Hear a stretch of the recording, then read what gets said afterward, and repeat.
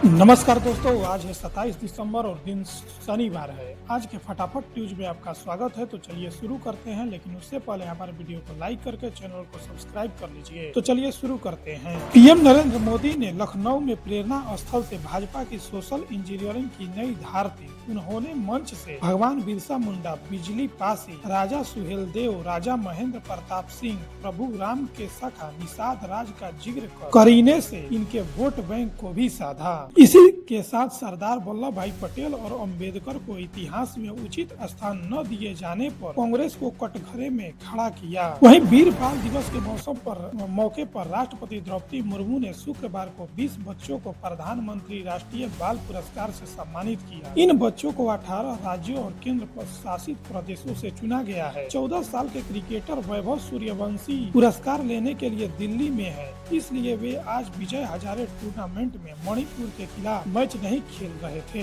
भारत में वायु प्रदूषण कोविड-19 महामारी के बाद सबसे बड़ा स्वास्थ्य संकट बन चुका है। ब्रिटेन में काम करने वाले भारत के कई सीनियर डॉक्टरों ने न्यूज एजेंसी पीटीआई से बातचीत में यह दावा किया कि डॉक्टरों ने कहा कि आने वाले सालों में प्रदूषण के लोगों की सेहत और देश की स्वास्थ्य व्यवस्था पर लंबे समय तक असर पड़ेगा। डॉक्टरों ने चेतावनी दी कि अगर तत्काल और ठोस कदम नहीं उठाए गए तो यह समस्या हर साल और गंभीर होती जाएगी। डॉक्टरों ने कहा कि पिछले 10 सालों में हृदय रोगों से बढ़ोतरी को अक्सर मोटापे से जोड़ा गया, लेकिन इससे कारों और विमानों से निकलने वाले जहरीले तत्व की बड़ी भूमिका है। वहीं देश के करीब 22 राज्यों में भीषण सर्दी पड़ रही है। मध्य प्रदेश के 25 से ज्यादा शहरों का न्यूनतम तापमान 10 डिग्री सेल्सियस से नीचे पहुँच गया है। सबसे ठंडा शहर पंचमढ़ी रहा। यहाँ न्यूनतम तापमान 3.6 डिग्री दर्ज किया गया है। वहीं ओवरसीज कांग्रेस के चेयरमैन और वरिष्ठ कांग्रेस नेता सैम पित्रोदा ने दावा किया है कि राहुल गांधी के विदेश दौरे के दौरान भारतीय दूतावास के अधिकारी उन पर नजर रखते हैं और कई बार विदेशी नेताओं से उन्हें न मिलने को कहा जाता है।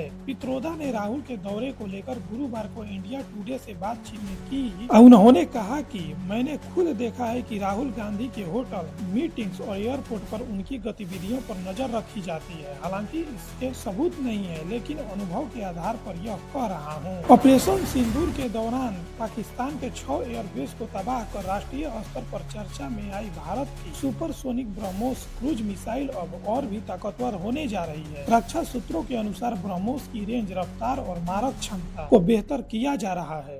फिलहाल इसकी रेंज करीब 300 किलोमीटर की है, लेकिन नए वर्जन में इसे 450 किलोमीटर से लेकर 800 किलोमीटर तक करने का काम चल रहा है। इन नई मिसाइलों के बाद दिल्ली से ही पाकिस्तान की राजधानी इस्लामाबाद को निशाना बनाया जा सकेगा। नई दिल्ली और इस्लामाबाद की हवाई दूरी 700 किलोमीटर है। वहीं कांग्रेस प्रवक्ता पवन खेड़ा ने कहा कि रामनवमी और हनुमान जयंती पर ये लोग मस्जिद के बाहर जाकर डीजे बजाते हैं, उकसाने वाले गाने बजाते हैं। क्रिसमस पर ये लोग चर्च के बाहर हनुमान चालीसा पढ़ते हैं, सेंटा क्लॉज की टोपी खींचते हैं और तोड़फोड़ करते हैं। कौन है ये मूर्ख? ये संघ के लगाए जहरीले बीजों से निकली खरपतवार है। वहीं केंद्र सरकार ने 3 नई एयरलाइंस संख एयर, अल हिंद एयर और फ्लाई एक्सप्रेस को मंजूरी दी। ये एयरलाइंस 2026 में अपनी उड़ानें शुरू करेगी। वहीं पूर्व पीएम अटल बिहारी वाजपेयी की 121वीं जयंती पर नई दिल्ली के 100 अटल कैंटीन शुरू होगी। पहले फेज में 45 कैंटीन शुरू की गई। इस कैंटीन में 5 रुपए में खाना दिया जाता है। वहीं ओमान में पहली बार पॉलीमर करेंसी शुरू की और 1 रियल का नोट जारी किया। ये नोट 11 जनवरी 2026 से सर्कुलेट होंगे। वहीं भारतीय प्रतिभूति और विनिमय बोर्ड सेबी ने नेशनल हाईवे अथॉरिटी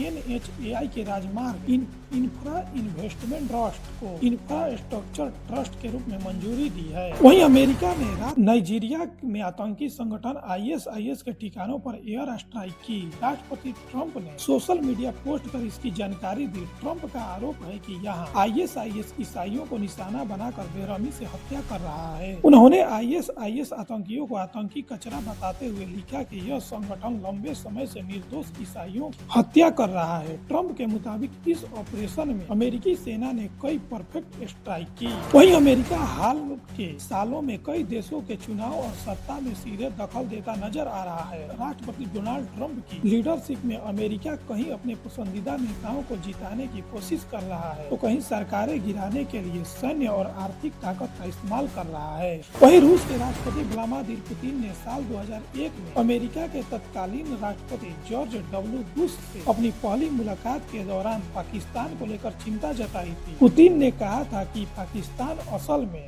एक सैन्य शासन यानी जुंटा है जिसके पास परमाणु हथियार है, यह कोई लोकतांत्रिक देश नहीं है। दोस्तों ऐसे ही न्यूज के लिए हमारे चैनल को सब्सक्राइब कीजिए और मिलते हैं अगले वीडियो में। धन्यवाद।